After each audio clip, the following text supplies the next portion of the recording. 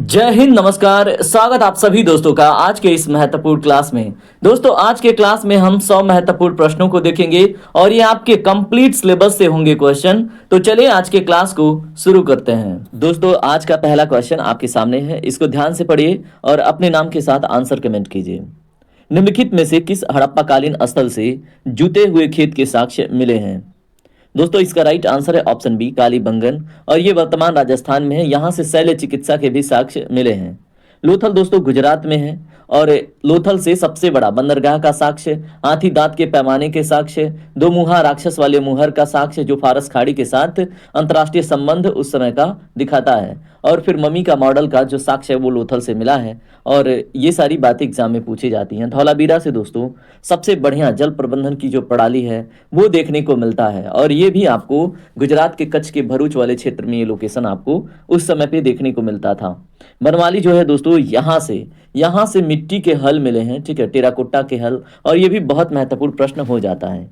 तो दोस्तों एक ही प्रश्न में आपने लगभग 10 प्रश्न देख लिए हैं और 100 क्वेश्चन करते करते आप 200 प्लस क्वेश्चन पा जाएंगे।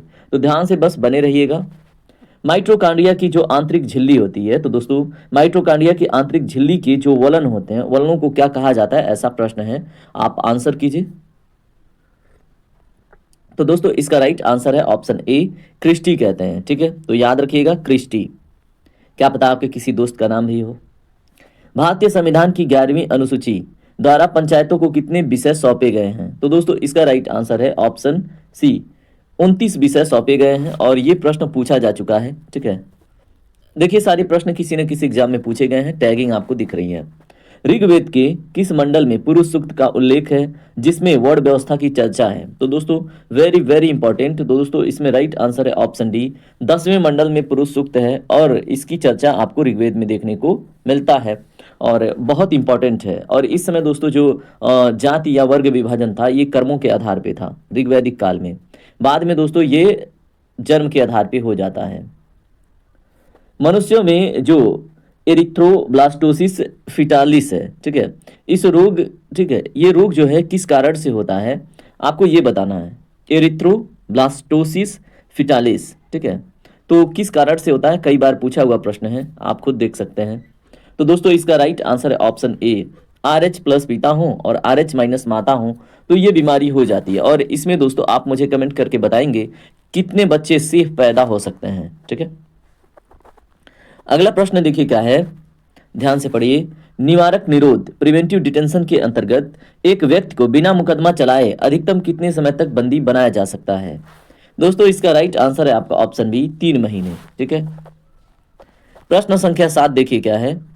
बौद्ध धर्म यानी बुद्धिज्म की जो चतुर्थ संगीति थी वो किसके शासनकाल में आयोजित की गई थी? तो दोस्तों मैंने एंशिएंट हिस्ट्री में काफी निमोनिक्स के माध्यम से समझाया है, ठीक है। अगर आपको पता हो तो इसमें ऑप्शन सी करेक्ट है, याद रखेंगे। क्वेश्चन नंबर 8 देखिए क्या है। डीएनए के जो डबल हेलिक्स मॉडल है इसकी खोज किसने की थी? Very very important.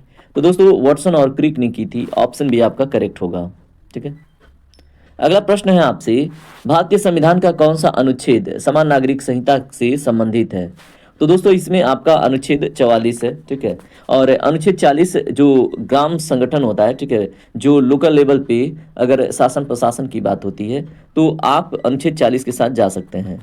अनुच्छेद 42 में क्या है, इसमें जैसे मान लीजिए मातृत्व अवकाश जो मिलता है प्रेगनेंसी के टाइम पे वो है, और जहाँ पे अगर आप कार्य करते हैं तो वहाँ पे स्थितियाँ सही होनी चाहिए, मानव के दशा के उपयुक्त होनी चाहिए, ठीक है। अब आर्टिकल 46 में क्या है आप मुझे कमेंट करेंगे, आप मुझे ये बताएंगे इसमें किसके रिजर्वेशन से रिलेटेड बात की जाती है। चलिए बात करते हैं अगले प्रश्न पे।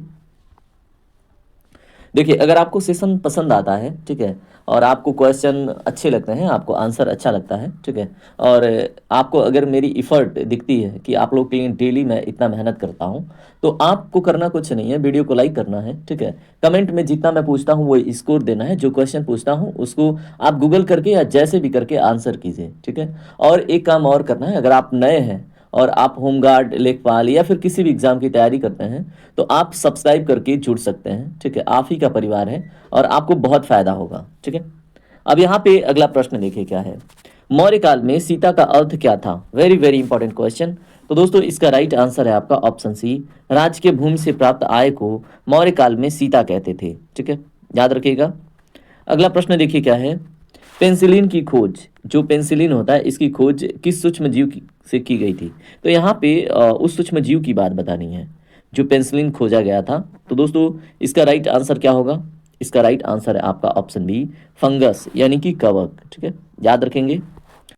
क्वेश्चन नंबर 12 देखिए क्या है, संसद यानी कि पार्लियामेंट की दोनों सदनों की संयुक्त बैठक की अध्यक्षता कौन करता है। तो दोस्तों क्वेश्चन नंबर 12 का राइट आंसर है ऑप्शन डी, लोकसभा का अध्यक्ष। और ये प्रावधान आपको आर्टिकल 108 में देखने को मिलता है। और कौन बुलाता है संयुक्त बैठक, तो दोस्तों राष्ट्रपति। और ये प्रावधान किस देश के संविधान से लिया गया है, तो दोस्तों ऑस्ट्रेलिया से। ठीक है, अगला प्रश्न देखिए क्या है, विक्रमशिला विश्वविद्यालय की स्थापना किस पाल शासक ने की थी। Very very important question. तो दोस्तों इसमें ऑप्शन बी करेक्ट है, धर्मपाल ने की थी। ठीक है, अगला प्रश्न क्या है आपसे, मानव शरीर में जो कशेरुक दंड होता है, ठीक है, जिसको हम वर्टेब्रल कॉलम बोलते हैं, ठीक है, तो इसमें कुल कितनी हड्डियां होती हैं। तो कशेरुक दंड में बताएं कितनी हड्डियां होती हैं। राइट आंसर है दोस्तों इसमें ऑप्शन बी, 33 हड्डियां होती हैं। ठीक है, याद रखेंगे, एग्जाम में प्रश्न बन जाएगा। ठीक है, अगला प्रश्न आपसे है, राज्य के नीति निर्देशक तत्व यानी directive principle of state policy किस देश के संविधान से लिए गए हैं। तो दोस्तों राइट आंसर है ऑप्शन बी, आयरलैंड से। ठीक है, और बहुत इंपॉर्टेंट क्वेश्चन बनता है यहाँ पे, अमेरिका से दोस्तों फंडामेंटल राइट लिया गया है, कनाडा से अपने वहाँ जो संघवाद का सिस्टम है वो लिया गया है। जैसे मान लीजिए सेंट्रल की तरफ से गवर्नर स्टेट में हेड होते हैं, इस प्रकार का पोजीशन। ठीक है, उसके बाद दोस्तों अगला प्रश्न देखिए क्या है, किस प्राचीन भारतीय राजा को अमित्र घात के नाम से भी जाना जाता है। तो दोस्तों राइट आंसर है इसमें आपका ऑप्शन बताएं, इसमें राइट आंसर है आपका ऑप्शन बी, बिंदुसार। ठीक है, तो बिंदुसार को अमित्र घात के नाम से भी जानते हैं। अगला प्रश्न क्या है, पीयूष ग्रंथि यानी कि पिट्यूटरी ग्लैंड को मास्टर ग्रंथि क्यों कहा जाता है।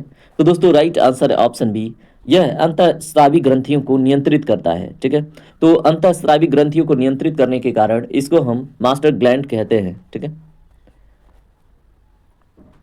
संविधान के किस संशोधन यानी अमेंडमेंट द्वारा शिक्षा के अधिकार को मौलिक अधिकार बनाया गया, इसका राइट आंसर कमेंट कीजिए। तो दोस्तों इसका राइट आंसर है ऑप्शन सी, 86वां संविधान संशोधन कब हुआ था, 2002 में। ठीक है, तो ये वर्ष भी याद रखेंगे। और इसके अंतर्गत आर्टिकल 21A के अंतर्गत ये राइट्स ऐड हुआ था। ठीक है, और इसी अमेंडमेंट में फंडामेंटल ड्यूटीज भी एक ऐड हुआ था, 11वां। यहाँ पे देखिए अष्टांगिक मार्ग, ठीक है, 8 फोल्ड पाथ का सिद्धांत किसने प्रतिपादित किया था। Very very important question. तो दोस्तों इसका राइट आंसर क्या होगा, ऑप्शन बी, गौतम बुद्ध। ठीक है, क्वेश्चन नंबर 20 देखिए क्या है, रक्त का थक्का यानी ब्लड क्लॉटिंग जमने के कारण, ठीक है, कौन से विटामिन आवश्यक हैं। तो यहाँ पे रक्त को थक्का जमने के लिए कौन से विटामिन आवश्यक हैं, कारण की बात नहीं है। तो दोस्तों आपके कई एग्जाम में पूछा हुआ प्रश्न है, बताएं। इसमें आपका विटामिन के इंपॉर्टेंट है। ठीक है, विटामिन के की कमी से आपके शरीर में खून का थक्का नहीं बनता है, और अगर कट लगती है तो खून बहता रहता है। ठीक है, विटामिन ए की कमी से दोस्तों रतौंधी नामक बीमारी हो जाती है, मतलब हमारे आंखों में मतलब दिखने वाली दिक्कत आ जाती है। ठीक है, विटामिन सी क्या है, स्कर्वी रोग है, और विटामिन डी क्या है, इसके कमी से रिकेटस नामक रोग होता है। ठीक है, तो इनके कमियों से होने वाली बीमारियों का नाम मैंने बता दिया। चलिए क्वेश्चन नंबर 21 देखते हैं। क्वेश्चन नंबर 21 में आपसे पूछा गया बेबगत का सिद्धांत, डॉक्ट्रिन ऑफ लैब्स को सबसे पहले किस राज्य पर लागू किया गया था। वेरी वेरी इंपॉर्टेंट क्वेश्चन, तो बताइए।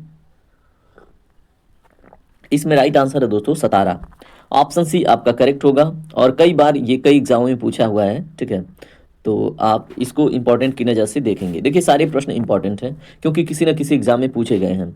भारतीय संविधान के किस संशोधन द्वारा प्रस्तावना में समाजवादी शब्द जोड़ा गया। Very very important. तो दोस्तों ये कौन सा संशोधन था बताइए। ये था 42वां संविधान संशोधन, 1976 में हुआ था। तो इसमें समाजवादी, पंथ निरपेक्ष और अखंडता शब्द जोड़े गए थे, और ये कई बार एग्जामों में पूछा जाता है। ठीक है, अगला प्रश्न है आपसे, जो प्रसिद्ध हॉर्नबिल महोत्सव है ये भारत के किस राज्य में मनाया जाता है। तो दोस्तों इसका जो राइट आंसर है वो है आपका ऑप्शन बी, नागालैंड में मनाया जाता है। ठीक है, मणिपुर में भारत की मतलब तैरने वाली झील है, और तैरने वाला नेशनल पार्क है, किस झील में, लोकतक झील में। ठीक है, उसके बाद दोस्तों मिजोरम किस लिए फेमस है। मेघालय तो आपको पता है, यहाँ पे मासीराम ग्राम है, यहाँ पे सर्वाधिक वर्षा होता है विश्व में मासीराम ग्राम में। बाकी मिजोरम किस लिए प्रसिद्ध है आप मुझे कमेंट करके बताएंगे, क्योंकि मिजो ट्राइब न्यूज़ में थी। ठीक है, तो आप मुझे बताइएगा चलिए बात करते हैं अगले प्रश्न पे। अगला प्रश्न आपसे है, वर्नाकुलर प्रेस एक्ट 1878 किस वायसराय के कार्यकाल में पारित हुआ था? Very very important question. तो दोस्तों राइट आंसर है आपका ऑप्शन बी, लॉर्ड लिप्टन के। ठीक है, और देखिए 1878 तो आपने देख लिया, लेकिन जब लॉर्ड रिपन आता है तो इसको हटा देता है। ठीक है, तो ये भी बात आपको याद रखनी है। अगला प्रश्न, अनुच्छेद 32 के तहत सर्वोच्च न्यायालय कितने प्रकार की रीट जारी कर सकता है? तो दोस्तों इसमें राइट आंसर है आपका ऑप्शन सी, 5 प्रकार की रीट। और यहीं पे एक चीज और मैं आपको बता दूं, जो हाई कोर्ट होता है उसके पास सुप्रीम कोर्ट से ज्यादा रीट जारी करने की शक्ति होती है, उसके कार्य क्षेत्र बड़े हैं। अब यहाँ पे देखिए जो सत्रिय नृत्य है, ठीक है, ये नृत्य शैली किस राज्य का शास्त्रीय नृत्य है? तो दोस्तों ये क्षत्रिय एक्चुअली, तो इसका जो राइट आंसर होगा वो क्या होगा? तो दोस्तों ये है आपका असम। ठीक है, उड़ीसा से संबंधित है उड़ीसी, आपको पता होगा। केरल से संबंधित है कथक, कथकली, नॉट द कथक, कथक तो उत्तर प्रदेश का है। ठीक है, 1916 के लखनऊ अधिवेशन की अध्यक्षता किसने की थी? Very very important question. तो दोस्तों यहाँ पे क्या होता है, दोनों जो नरम दल हैं गरम दल हैं सेपरेट हुए थे तो एक हो जाते हैं। तो इसका राइट आंसर आपसे मैं उम्मीद करता हूँ अंबिका चरण मजूमदार। ठीक है, ऑप्शन बी आपका करेक्ट होगा। अगला प्रश्न है आपसे, धन विधेयक यानी मनी बिल को केवल किस सदन में पेश किया जा सकता है? तो दोस्तों ये केवल और केवल लोकसभा में पेश किया जा सकता है। ठीक है, तो याद रखेंगे तो एग्जाम में प्रश्न नहीं छूटेगा। ठीक है, और मुझे पूरा विश्वास है आप याद रखेंगे। और कोई भी बिल मनी बिल होगा, इस बात पे अंतिम निर्णय दोस्तों लोकसभा स्पीकर का होता है। ये भी बात आपसे पूछा जाता है तो आप याद रखिएगा। प्रसिद्ध कोणार्क जो सूर्य मंदिर है, इसका निर्माण किस वंश के शासकों ने करवाया था? तो दोस्तों क्वेश्चन नंबर 29 का राइट आंसर है ऑप्शन सी, पूर्वी गंग वंश। ठीक है, तो प्रसिद्ध कोणार्क सूर्य मंदिर का निर्माण पूर्वी गंग वंश के शासकों ने करवाया था, याद रखिएगा। अगला प्रश्न है आपसे, आत्मीय सभा की स्थापना 1815 में किसके द्वारा की गई थी? तो दोस्तों इंपॉर्टेंट क्वेश्चन है और इसका राइट आंसर है ऑप्शन बी, राजा राम मोहन राय के द्वारा। ठीक है, अगला प्रश्न है आपसे, भारतीय संविधान का कौन सा अनुच्छेद अस्पृश्यता का अंत करता है? तो दोस्तों ये है आपका अनुच्छेद 17 और यही अस्पृश्यता का अंत करता है, याद रखेंगे। अगला प्रश्न यहाँ पे देखिए, जो कलमकारी चित्रकला है इसका मुख्य केंद्र किस राज्य में स्थित है? तो दोस्तों इसका जो राइट आंसर है ये है आपका ऑप्शन ए, आंध्र प्रदेश में। ठीक है, तो कलमकारी चित्रकला का मुख्य केंद्र आंध्र प्रदेश में स्थित है। अगला प्रश्न देखिए क्या है, गांधी इरविन समझौता किस वर्ष हस्ताक्षरित किया गया था? तो दोस्तों क्वेश्चन नंबर 33 का राइट आंसर है ऑप्शन बी, 1931 में। ठीक है, अगला प्रश्न है क्वेश्चन नंबर 34, नियंत्रक एवं महालेखा परीक्षक कैग इसकी नियुक्ति कौन करता है? तो दोस्तों कैग की नियुक्ति कौन करता है, ऐसा प्रश्न है आपसे। ऑप्शन सी आपका करेक्ट होगा, राष्ट्रपति। ठीक है, कौन करता है? राष्ट्रपति। कई बार प्रश्न पूछा गया है। क्वेश्चन नंबर 35 देखिए, मधुबनी पेंटिंग्स किस राज्य की प्रसिद्ध लोक कला है?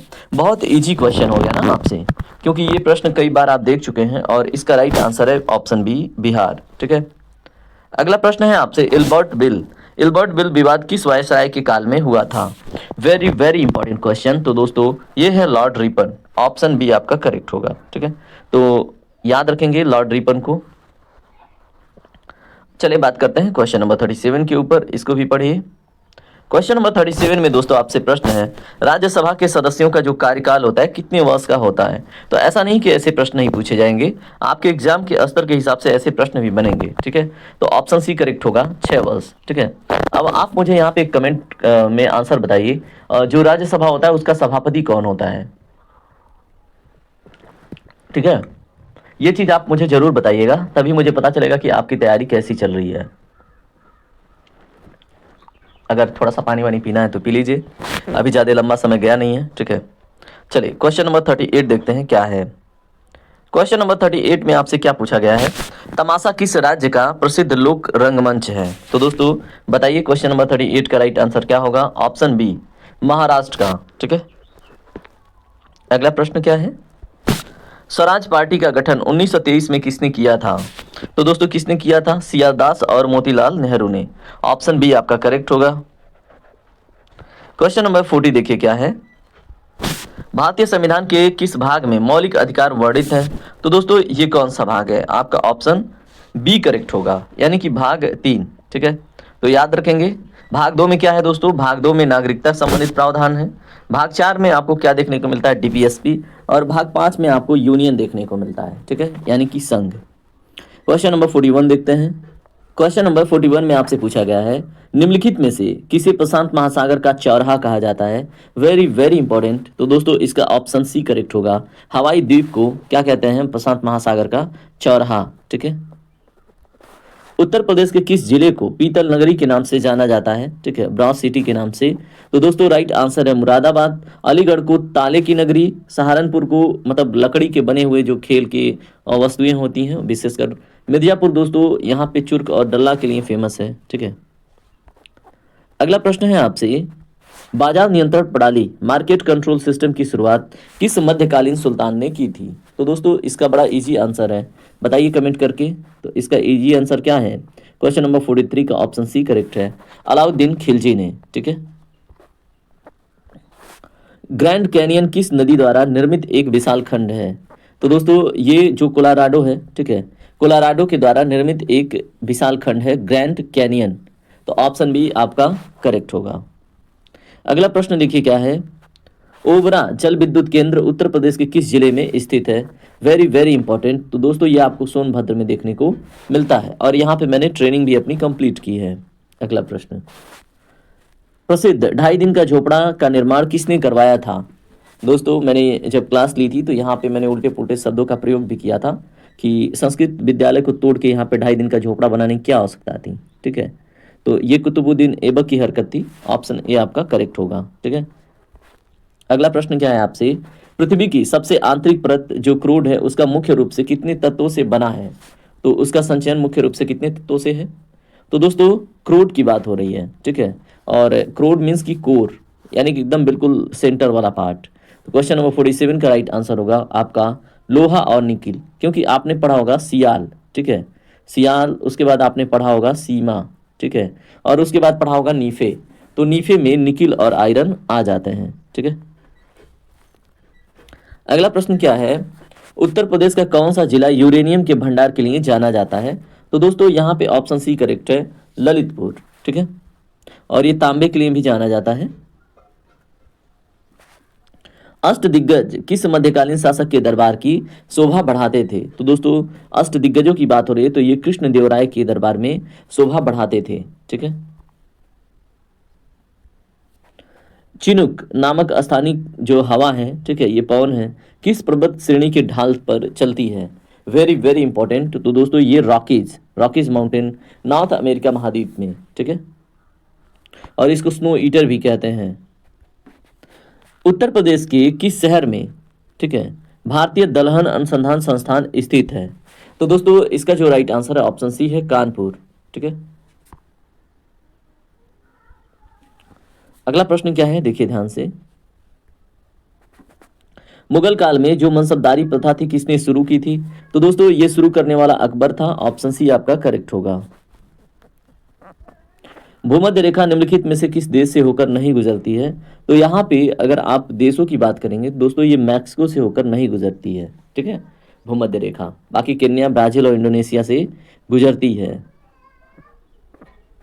उत्तर प्रदेश की सबसे लंबी नहर कौन सी है। तो दोस्तों उत्तर प्रदेश की सबसे लंबी नहर, इसका right answer option B Sharda नहर, ठीक है। दीवान ए कोही की स्थापना किस सुल्तान ने की थी। तो दोस्तों राइट आंसर है आपका ऑप्शन आपका बी, मोहम्मद बिन तुगलक ने, दीवान ए कोही, ठीक है, तो याद रखेंगे। चलिए बात करते हैं अगले प्रश्न पे। अगला प्रश्न क्या है, सौर मंडल का सबसे गर्म ग्रह कौन सा है। तो दोस्तों इसका जो राइट आंसर है वो है आपका शुक्र, और सर्वाधिक एल्बिडो इसी का है, ठीक है, ये भी प्रश्न बनता है। उत्तर प्रदेश में जो बखिरा पक्षी अभ्यारण्य है ये कहाँ पर स्थित है। तो दोस्तों ये आपको कहाँ पे देखने को मिलता है, ये आपको संत कबीर नगर में देखने को मिलता है, बखिरा पक्षी अभ्यारण्य, ठीक है। बहुत बार प्रश्न बना है, आपसे बनता रहेगा, याद रखिएगा। उसके बाद अगला प्रश्न है आपसे, प्रसिद्ध सूफी संत निजामुद्दीन औलिया किसके शिष्य थे। तो दोस्तों क्वेश्चन नंबर 58 का राइट आंसर ऑप्शन बी है, यानी कि बाबा फरीद के। ठीक है, अगला प्रश्न है आपसे, जो मरकली पैमाना है, ठीक है, मरकली स्केल है, इसका उपयोग क्या मापने के लिए किया जाता है? तो दोस्तों क्वेश्चन नंबर 59 का राइट आंसर है भूकंप की तीव्रता। ठीक है, तो intensity of the earthquake measure करने के लिए मरकली स्केल का प्रयोग होता है, लेकिन कितना रिएक्टर का आया था इसको मैग्नीट्यूड कहते हैं, तो इसका जो मेजरमेंट है वो रिक्टर स्केल पे होता है। ठीक है, तो दोनों अलग अलग स्केल हैं, याद रखेंगे। एक पे कितना क्षति हुआ वो देखते हैं और दूसरे पे हम देखते हैं उसका प्रभाव कितना अधिक था। तो प्रभाव जब हम देखते हैं तो दोस्तों हम ये देखते हैं कि वो रिक्टर स्केल पे कितना पॉइंट डिनोट कर रहा है, और जब वो क्षति देखते हैं तो उसको मरकली स्केल पे देखते हैं। शेरशाह सूरी का जो मकबरा है कहाँ पर स्थित है? तो दोस्तों इसका राइट आंसर है ऑप्शन सी, सासाराम में। ठीक है, अगला प्रश्न है आपसे, उत्तर प्रदेश राज्य पर्यटन विकास निगम UP state tourist development corporation की स्थापना किस वर्ष की गई थी? Very very important question. तो दोस्तों इसका राइट आंसर है ऑप्शन बी, 1974 में। याद रखिएगा। प्रश्न संख्या 62 देखिए, डॉक्टर भीमराव अंबेडकर संग्रहालय एवं पुस्तकालय उत्तर प्रदेश के किस शहर में स्थित है? तो दोस्तों क्वेश्चन नंबर 62 का राइट आंसर ऑप्शन सी है, रामपुर में। याद रखिएगा। क्वेश्चन नंबर 63 देखिए, भातखंडे संगीत संस्थान को किस वर्ष डीम्ड विश्वविद्यालय का दर्जा प्रदान किया गया? तो इसका राइट आंसर ऑप्शन सी, 2001 में। ठीक है,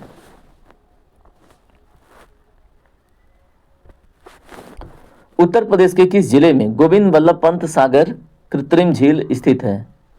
दोस्तों इसका राइट आंसर है ऑप्शन बी, सोनभद्र में। ठीक है, तो उत्तर प्रदेश के सोनभद्र में गोविंद वल्लभ पंत सागर झील आपको देखने को मिलता है, और ये भारत का सबसे बड़ा झील है।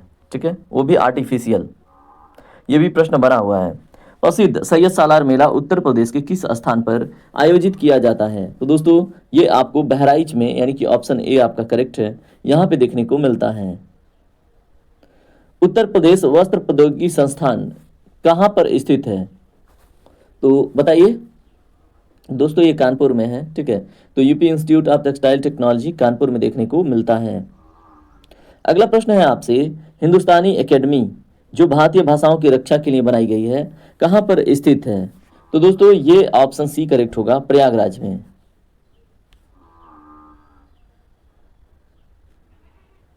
उत्तर प्रदेश का कौन सा जिला लकड़ी की नक्काशी के लिए विश्व प्रसिद्ध है? तो दोस्तों उत्तर प्रदेश का कौन सा जिला है? तो इसका जो राइट आंसर है वो है ऑप्शन बी, सहारनपुर। ठीक है,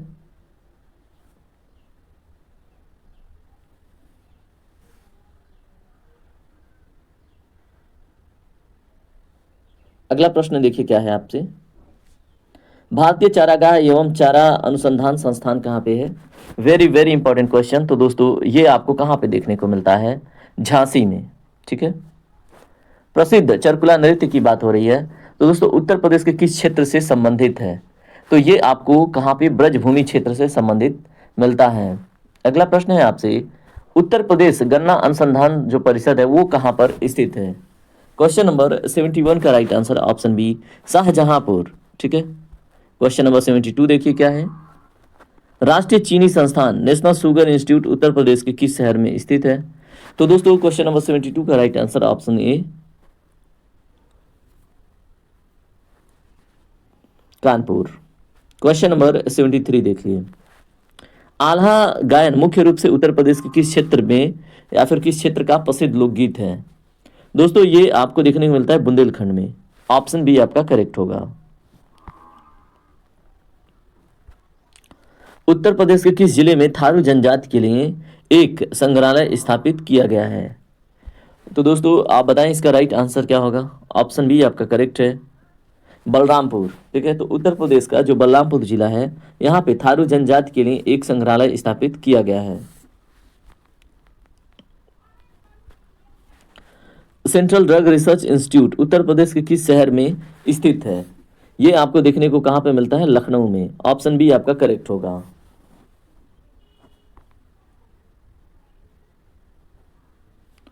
उत्तर प्रदेश में जो नॉलेज पार्क है इसकी स्थापना कहाँ की गई थी, कहाँ की गई है? तो दोस्तों नॉलेज पार्क की बात हो रही है, तो राइट आंसर होगा आपका ऑप्शन बी,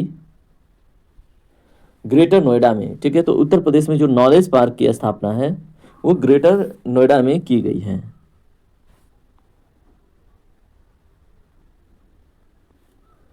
बीबी गिरी राष्ट्रीय जो श्रम संस्थान है ये कहाँ पे स्थित है? तो दोस्तों इसका जो राइट आंसर है वो है आपका ऑप्शन, बताइए, इसमें राइट आंसर है ऑप्शन बी, नोएडा में। ठीक है, याद रखिएगा।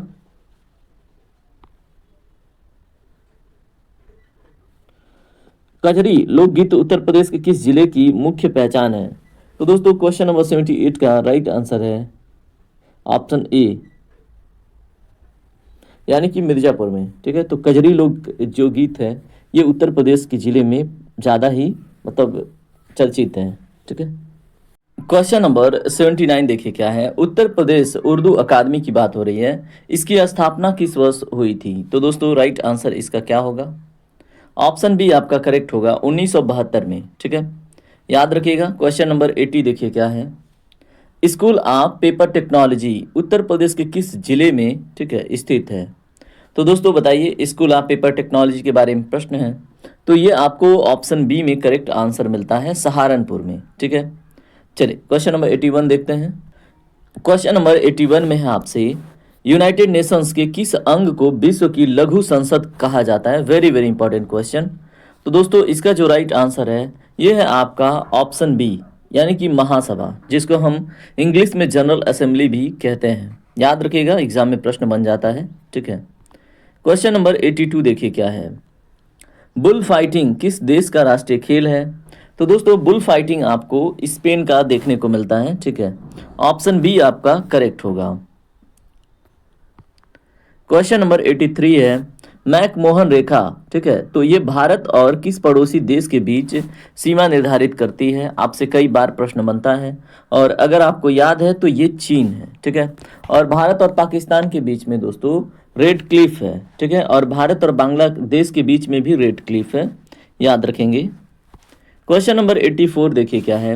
विश्व स्वास्थ्य संगठन का मुख्यालय किस शहर में स्थित है? दोस्तों राइट आंसर है ऑप्शन सी, जेनेवा में। थॉमस कप की बात हो रही है, इसका संबंध किस खेल से है? ऐसा प्रश्न आपसे पूछा गया है, तो दोस्तों इसका संबंध बैडमिंटन से है। ठीक है, तो याद रखेंगे, वो भी पुरुष वाले खिताब से। ठीक है, सार्क का जो सचिवालय है तो दोस्तों ये कहाँ पर स्थित है और इसकी स्थापना किस वर्ष हुई थी? दोनों चीज आपसे पूछा गया है। इसका राइट आंसर है दोस्तों आपसे ऑप्शन बी करेक्ट है, काठमांडू, और 1985 में इसकी स्थापना हुई थी। ठीक है, सीधे इंडियन नेशनल कांग्रेस के 100 साल बाद, है ना। अगला प्रश्न, दक्षिण पूर्व एशियाई देशों की संगठन आसियान का मुख्यालय कहाँ स्थित है? दोस्तों इसका राइट आंसर है ऑप्शन बी, जकार्ता में। ठीक है, इंडोनेशिया की जकार्ता में स्थित है, याद रखिएगा। अगला प्रश्न, डेविस कप किस खेल से संबंधित है? वेरी वेरी इंपॉर्टेंट दोस्तों, ये लॉन टेनिस से संबंधित है, याद रखेंगे। क्वेश्चन नंबर 89 है आपसे, बांग्लादेश का राष्ट्रीय मंदिर जो ढाकेश्वरी मंदिर है ये कहाँ पर स्थित है? दोस्तों ये आपको ढाका में देखने को मिलता है। ठीक है, उसके नाम पे ही है, याद रखिएगा। यूनेस्को का मुख्यालय कहाँ पर स्थित है? इसका राइट आंसर है दोस्तों ऑप्शन बी, पेरिस में। ठीक है, तो फ्रांस के पेरिस में स्थित है, याद रखिएगा। अब चलिए हम 10 इंपॉर्टेंट करंट अफेयर के क्वेश्चन को भी देख लेते हैं। दोस्तों क्वेश्चन नंबर 91 के रूप में आपका पहला प्रश्न है करंट अफेयर का। हाल ही में कोच्चि मुजरिस बाईएनएल का नया अध्यक्ष किसे नियुक्त किया गया है? तो दोस्तों इसका राइट आंसर होगा आपका ऑप्शन बी, जितीश कल्लाट। ठीक है, याद रखेंगे, कोच्चि मुजरिस बाईएनएल। ठीक है, अगला प्रश्न है आपसे, फिनटेक प्लेटफॉर्म क्रेड को हाल ही में भारतीय रिजर्व बैंक से किस लाइसेंस की प्राप्ति हुई है? तो दोस्तों आपके आगामी एग्जामों के लिए ये बहुत इंपॉर्टेंट है। ठीक है, तो क्वेश्चन नंबर 92 का राइट आंसर है आपका option B, paper aggregator licence. ठीक है, तो फिनटेक प्लेटफॉर्म क्रेड को हाल ही में आरबीआई से किसके लिए मतलब लाइसेंस मिला है? तो दोस्तों पेमेंट एग्रीगेटर लाइसेंस। ठीक है, अगला प्रश्न, लेक एंड एयर वॉच पहल किस राज्य सरकार द्वारा शहरी क्षेत्रों में वायु और झीलों की निगरानी के लिए शुरू की गई है? तो बताएं, लेक एंड एयर वॉच। तो राइट आंसर है दोस्तों गुजरात, ऑप्शन सी आपका करेक्ट होगा। अगला प्रश्न है आपसे, हाल ही में किसने चिली के नए राष्ट्रपति के रूप में शपथ ली है? दोस्तों राइट आंसर है इसमें option B, Jose Antonio Kast ने। ठीक है, किसने? जॉस एंटोनियो कास्ट ने।